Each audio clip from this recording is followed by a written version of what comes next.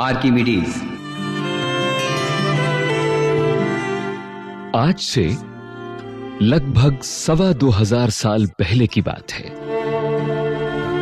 Italy के दक्षिण में स्थित सिसिली नामक द्वीप पर बसा था एक नगर साइराकूस, जो यूनानी साम्राज्य का हिस्सा था।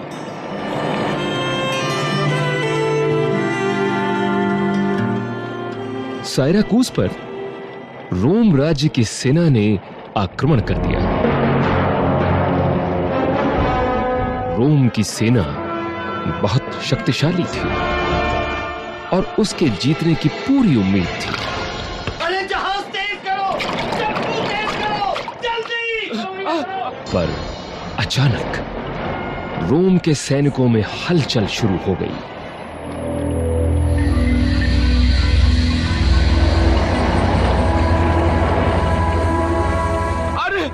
जहाज के पाल पर इतना तीव्र प्रकाश का बिंदु कैसे आया? अरे उस बिंदु पर तो जहाज के पाल ने आग पकड़ ली।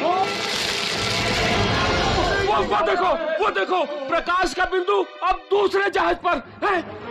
अरे वहां तो आग भी लग गई। और उधर देखो शहर की दीवार से लोहे का डंडा कि कैसे बाहर आ रहा है। डंडे ने तो जहाज को ऊपर उठा लिया।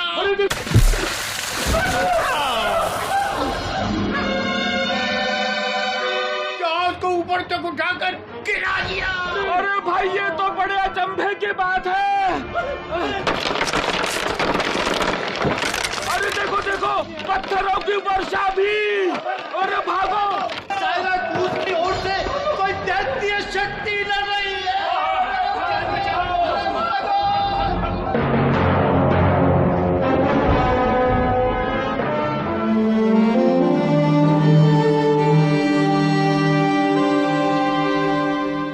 पर रोम की सेना का सेनापति समझ गया कि इन सब के पीछे कोई दैत्य शक्ति नहीं, बल्कि साइराकूस के एक बहुत बुद्धिमान नागरिक का दिमाग था।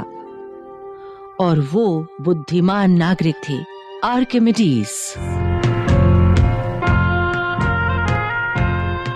आर्किमिडीज प्राचीन काल के एक महान आविष्कारक और गणितज्ञ थे। उन्हें सिद्धांतों और सूत्रों की खोज के साथ-साथ व्यावहारिक समस्याओं का हल खोजना भी बहुत अच्छा लगता था। इसीलिए जब साइराकूस के राजा को रोम की शक्तिशाली सेना के द्वारा आक्रमण का अंदेशा हुआ, तो उन्होंने आर्किमिडीज को बुलाया और उनसे नगर की रक्षा के लिए कुछ उपाय करने का अनुरोध किया। आर्किमिडीज ने बहुत सोच विचार और प्रयोगों के बाद नगर की रक्षा के लिए अनेक यंत्र बनाए। ये यंत्र गुलेल, लिवर, पुली आदि के सिद्धांतों पर आधारित थे। ऐसा कहा जाता है कि इन्हीं यंत्रों में से एक था विशेष प्रकार का बड़ा सा दर्पण। इस दर्पण से सूर्य की किरणों को जहाजों के पालों पर केंद्रित कर उनमें आग लगाई जा सकती थी। आर्किमिडीज के इन सब यंत्रों से रोम की सेना में हड़कंप मच गया। रोम का सेनापति समझ गया कि सीधी भिड़ंत से जीत असंभव थी और उसने सेना को पीछे हटाकर साइराकूस का घेरा डाल दिया। पर आर्किमिडीज के यंत्र इतने प्रभावी थे कि रोम के सैनिक दोबारा साइराकूस के पास आने में सफल नहीं हो पा रहे थे और साइराकूस के वासी फिर से लगभग सामान्य जीवन व्यतीत करने लगे। आर्किमिडीज का जन्म हुआ था सन 287 ईसा पूर्व में, यानी आज से लगभग 2,25,000 साल पहले। आर्किमिडीज का पूरा जीवन साइराकूस में बीता, सिवाय चंद वर्षों के जब वो गणित पढ़ने मिस्र के एक नगर अलेक्जेंड्रिया गए।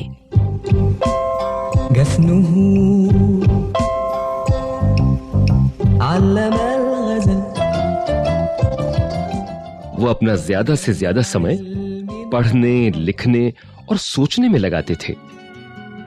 उनके मन में ढेरों प्रश्न उठते जिनका कोई उत्तर न बता पाता। तो फिर वो अपने प्रश्नों के उत्तर स्वयं ही खोजने में लग जाते। वो घंटों अपने कमरे में रेत की परत पर रेखा चित्र खींचते, कुछ लिखते और सोचते रहते। वो अपने काम में इतना लिप्त हो जाते कि कभी-कभी तो खाना पीना और नहाना धोना भी भूल जाते। आर्किमिडीज को यथार्थ वस्तुओं से प्रयोग करने में भी उतना ही आनंद आता था जितना गणित की समस्याओं से जूझने में। प्रयोग करते करते उन्हें लीवर के सिद्धांत की इतनी गहरी समझ हो गई थी कि एक दिन उन्होंने साइराकूस के राजा से दावा किया, महाराज, यदि मुझे पृथ्वी के अलावा खड़े होने की कोई और जगह मिल जाए तो मैं एक लंबे डंडे से पूरी पृथ्वी को अकेले हिला सकता हूं। आर्किमिडीज, तुम ऐसा असंभव दावा इसलिए कर रहे हो क्योंकि तुम्हें भरोसा है कि खड़े होने के लिए ऐसी कोई जगह हो ही नहीं सकती। महाराज, यदि आपको मेरी बात पर विश्वास नहीं हो रहा है तो मैं आपको कोई और अत्यंत भारी वस्तु हिलाकर दिखा सकता हूं। ठीक है आर्किमिडीज, हमारा एक नया जहाज बना है जो बहुत भारी है। यदि तुम अकेले उसे खिसका दो तो मैं तुम्हारा दावा सच मान लूंगा। ठीक है महाराज। और इस शर्त की खबर पूरे शहर में फैल गई। नियत समय पर पूरा शहर उमड़ पड़ा उस जगह पर जहां जहाज खड़ा था।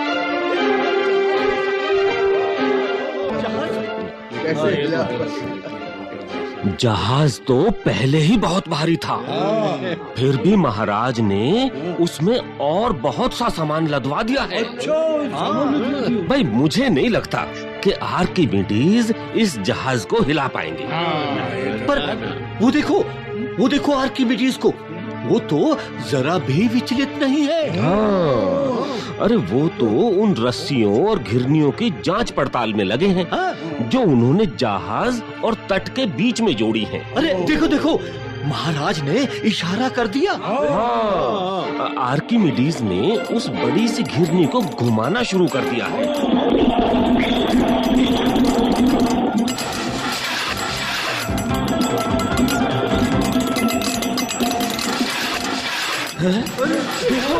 जहाज खिसकने लगा है। जहाज वाकई खिसक रहा है।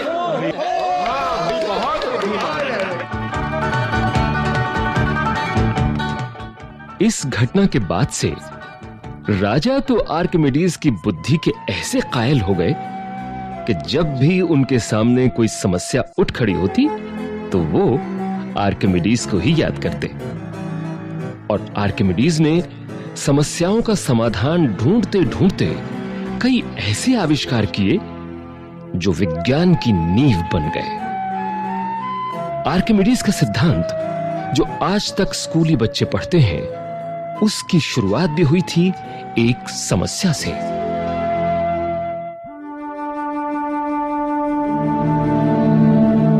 साइराकूस के राजा ने अपने लिए सोने का एक नया मुकुट बनाने का आदेश दिया था। जब मुकुट बनकर आया तो राजा को शक हुआ कि सुनार ने मुकुट के सोने में मिलावट की है। पर समस्या ये थी कि मुकुट की शुद्धता की जांच कैसे की जाए। अंततः राजा ने ये समस्या भी आर्किमिडीज को सौंप दी। आर्किमिडीज ने मुकुट लिया और साथ ही उसके द्रव्यमान के समान द्रव्यमान का एक शुद्ध सोने का टुकड़ा राजा के खजाने से लिया। बहुत सोच विचार और प्रयोगों के बाद आर्किमिडीज इस नतीजे पर पहुंचे।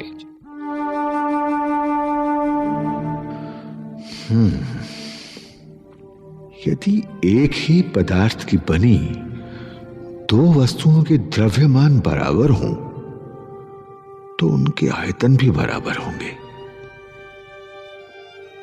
इसका अर्थ यह हुआ कि यदि मुकुट शुद्ध सोने का है तो उसका आयतन और सोने के टुकड़े का आयतन बराबर होने चाहिए, और यदि मुकुट में मिलावट है तो उसका आयतन और सोने के टुकड़े का आयतन भिन्न होंगे।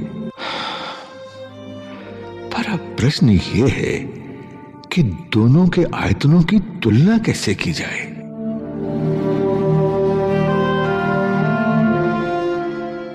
आर्किमिडीज इस समस्या पर हफ्तों सोचते रहे, पर उन्हें कोई उपाय नहीं सूझ रहा था। एक दिन वो इसी उधेड़-बुन में नहाने गए। उस जमाने में शहरों में सार्वजनिक गुसलखाने होते थे। वहां नहाने के टब में पानी लबालब भरा था। आर्किमिडीज जैसे ही टब में बैठे, थोड़ा पानी बाहर छलका और आर्किमिडीज के दिमाग में एक विचार कौंधा। अरे, ये बाहर कितना पानी छलका है? क्या इसके आयतन और मेरे शरीर के डूबे हिस्से के आयतन में कोई संबंध है?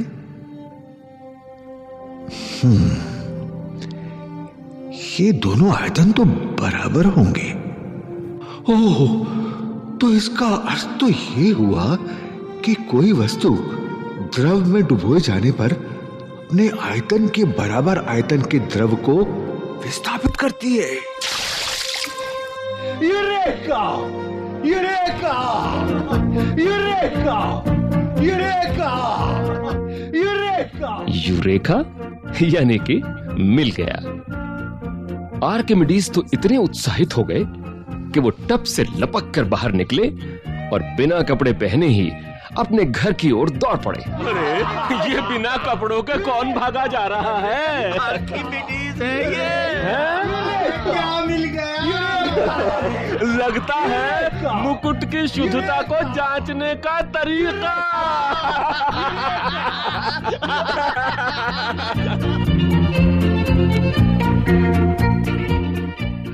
आर्किमिडीज को अपनी समस्या का हल मिल गया था। उन्होंने मुकुट और सोने के टुकड़े को बारी-बारी से एक पानी से लबालब भरे बर्तन में डाला।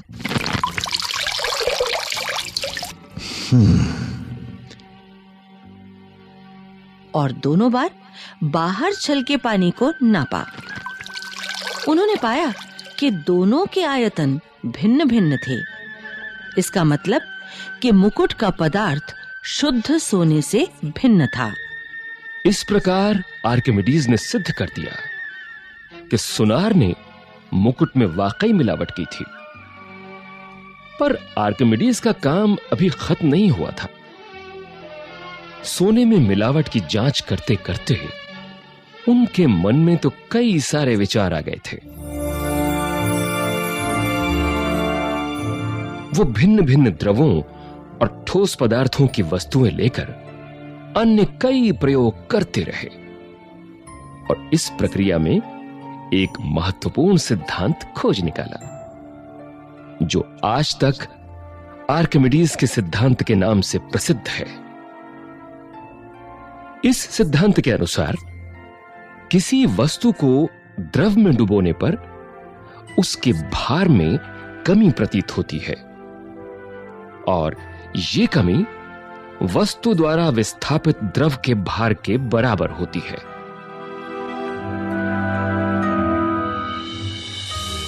आर्किमिडीज अपना मुख्य कार्य तो गणित ही मानते थे और व्यवहारिक समस्याओं के समाधान के लिए उन्होंने जो भी यंत्र बनाए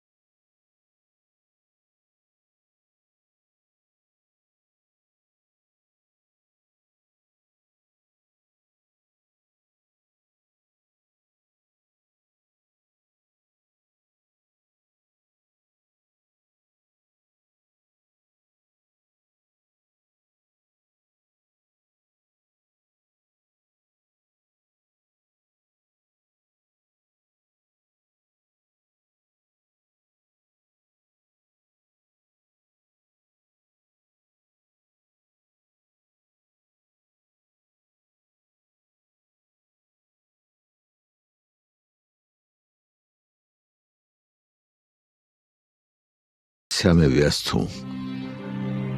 इसको हल करने के बाद ही तुम्हारे सेनापति के पास जाऊंगा। समस्या को इस प्रकार अधूरा कैसे छोड़ दूं? ये रेत की परत पर आड़ी तिरछी लकीरें, ये तुम्हारे लिए इतनी महत्वपूर्ण है कि तुम सेनापति के आदेश का पालन नहीं कर रहे हो। छोड़ो इसे और उठो। मैंने कह दिया, मैं इसे छोड़कर नहीं जा सकता।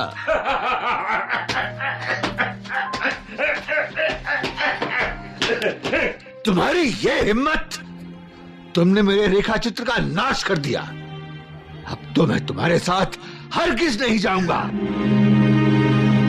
सैनिक गुस्से में इतना आग बबूला हो गया कि अपने सेनापति के आदेश की अवहेलना करते हुए उसने आर्किमिडीज का उसी समय वध कर डाला। रोम के सेनापति को जब पता चला कि आर्किमिडीज नहीं रहे तो उसे बेहद दुख हुआ। उसने आर्किमिडीज के मृत शरीर को बहुत आदर सम्मान के साथ दफनाया और उनकी कब्र के पत्थर पर उनकी इच्छानुसार रेखाचित्र खुदवाया। इस प्रकार सन 212 ईसा पूर्व में इस महान विद्वान का अंत हो गया।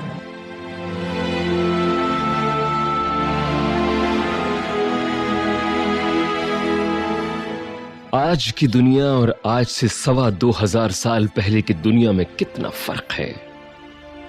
आज हमारे पास पिछले हजारों सालों से असंख्य पीढ़ियों द्वारा किए गए ज्ञान सृजन का खजाना है और इसी ज्ञान के खजाने पर टिके होते हैं हमारे आज के महत्वपूर्ण आविष्कार।